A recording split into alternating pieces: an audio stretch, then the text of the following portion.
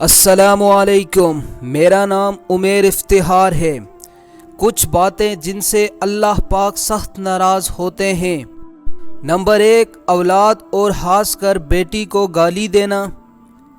Number 2، دل میں بغض رکھنا۔ نمبر 3، مہمان کو دیکھ کر منہ بنانا۔ نمبر 4، اذان کے وقت کام میں مصروف رہنا۔ نمبر 5، نماز کے بعد دعا نہ مانگنا۔